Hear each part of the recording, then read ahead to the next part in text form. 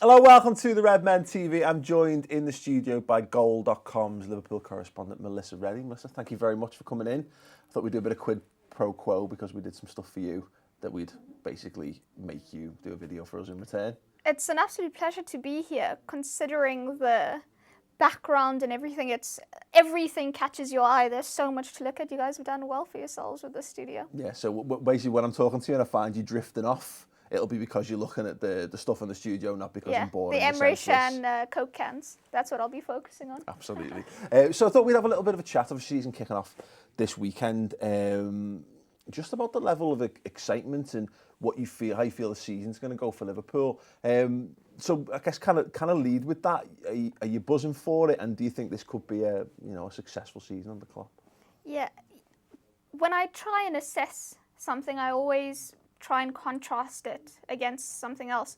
So when I was thinking about the start of the season, I thought back to last year and how it was in August.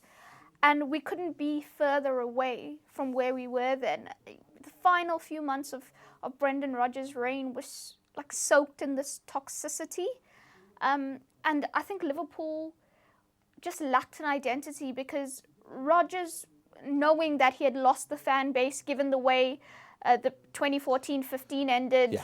Let's not mention the result away to Stoke. Yes, but yes, we were here live during that. But given the way that ended and the disappointment in the FA Cup, I think he'd realised that he'd lost the fan base and ended up losing his way. He deviated from his personal ethos and preference for attacking football and became very risk-averse. So Liverpool, when they started last season, it was starting not wanting to lose. Yeah. This season, under Jurgen Klopp, they're going into it, and I genuinely believe he will have them thinking, why should we not try and win the league? Because that is how he is.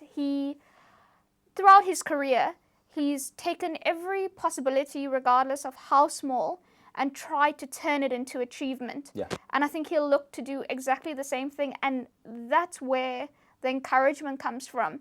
Watching them work in America, watching the drills, watching how telepathic even the new signings have been with the rest of the players was a real joy. And, you know, I know fans get annoyed because Liverpool haven't made any massive signings like United and City have done. Are you personally asked about that? Absolutely not. Yeah. Not at all. I couldn't be less bothered about what the other clubs have done, because I think for the first time in a long time, Liverpool have done very surgical, smart business for what the squad needs. Mm-hmm. Not what do we need to make headlines or what do we need to excite the fans. It's purely what do we need for this system we want to play, for this dominance we want to have. Who do we need to sign to improve this? And I think that's what they've done. It doesn't look like in the years gone by, you're right, it feels like we've gone, okay, we can get this guy. Well, he's a really good footballer, and they'll accept this bid for him. Okay, we'll get him in. He's a good footballer, but you're dead right there, because the Mane one was the one that stood out to me. And I've said it on these shows, gone. And we go, at the time when we'll be linked with Mane, okay, fine. But since seeing him, we talked about this earlier, he looks different class. He looks like the player that we haven't had probably since Suarez. And he's not like Suarez, but I mean in terms of getting bums off seats. When you watch him, you're going to be on the edge of your seat waiting for him to do the next exciting thing, because that was something that we were entirely lacking. And you're dead right. Rather than us go, fuck it, let's go and have a punt on Zlatan, because imagine the shirt sales and imagine how positive it'll be on social media, or let's get Pogba because we can do a mad Stormzy video where he does a dab or whatever. You know what I mean? Yeah. We go and get these guys, and I don't know if you feel the same, but it feels like it could be classed in a similar vein as stuff we've done in the past, because we've gone and bought players from within the league, like Mane and stuff. But I feel as though 2 or 3 months into the season, we'll be going, yeah, I get that now, even if you weren't necessarily convinced that the star power or whatever that we bought. Yeah, I think with Mane especially, when the news came out that Liverpool were going for him, it was obviously tied up in a sort of package where Liverpool had turned their attentions away from Mario Götze. And I think that's one thing that automatically there were some fans who were against the Mane signing because they were like, oh, it's a downgrade. Where for the actual system and stuff, and considering both players and their recent form, Mane's a better bet than Götze. Well, let's be honest. If we'd signed, let's say, the Goethe stuff had dragged out till summer, because there could have existed a world where Goethe maybe changed his mind later on in the summer, and we held off and we held off and we held off, and then you don't get him. He decides then to go to Dortmund, and you go, all right, we'll get Mane, and everyone goes, oh, for fuck's sake, that's your second choice. Whereas the beauty is we went, okay, no, we're not sitting about. If he's messing us around, fuck him. We'll go and get Mane. And Mane actually has been able to prove himself in that extra month or 6 weeks or whatever that we've actually physically had him at the club. We've seen him play and gone, oh well. So I'd actually forgotten about all the Goethe stuff until you mentioned it then. Yeah, which is, I think that's such a positive, the fact that it's even hard to remember or it is forgettable. But also the fact that he came from Southampton gave everyone these preconceptions about him. And he was being judged on not what he could add to the team, but he was being judged on, oh, it's a Southampton player, oh, it's not Mario Götze, oh, it's £30 million again, spending big money on another player in the league. But when you sat back and analysed it and said, Liverpool have struggled for pace. This is a guy who is lightning. Yeah. Liverpool want to go and press teams. This is a guy from his time at Red Bull Salzburg and beyond has had a real hunger and desire to go and put pressure on the opposition. Yeah. He understands the counter press. He wants to get goals. It's all these things that Liverpool didn't have in that position that they've now got. And what he is able to do then with his characteristics is make Coutinho, Firmino, and everyone else that he's playing around better, because he enables them to then also do what they need to do within the system. Yeah. And I think all Liverpool signings have been that way. Liverpool have bought 7 players, and I think with the exception of Manninger, who knows he's coming in as cover, it's only a short-term contract anyway, they all improve the squad, generate competition for places, which has been another thing Liverpool haven't had enough of. And they're all really intelligent signings. Joel Matip, for example, he'll be instrumental when it comes to defending of set pieces. Klavan was I had no expectations. Yeah, a Colo Torre replacement and coming in just to provide cover. He's been one of the standout players in pre-season. So calm. His passing from the back is exemplary, positioning very well. Jurgen Klopp rates him so highly.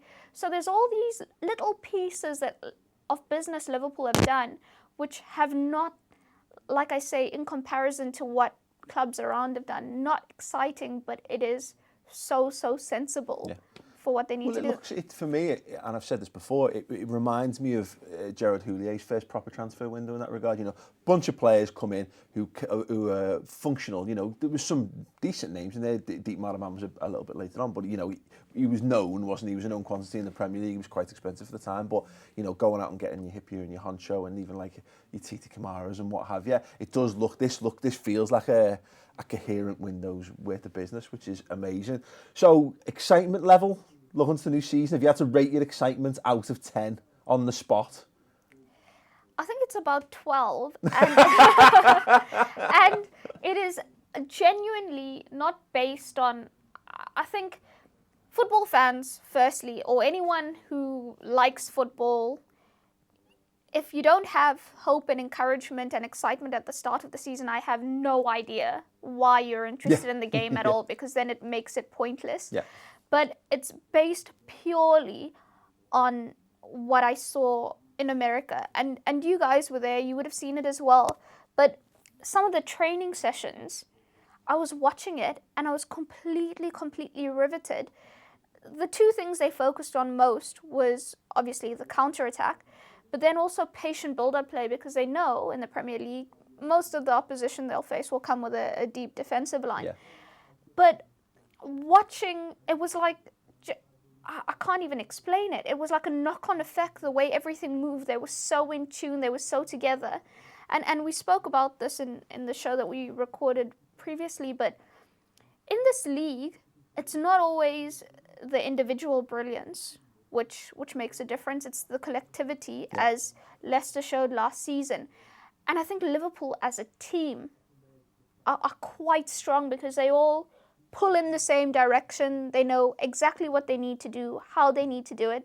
They've got a manager who inherently believes in them and their abilities to surprise people. Yeah. So I think all these things just come together, and Liverpool they're determined to work hard this season. They want to work hard. They want to achieve things.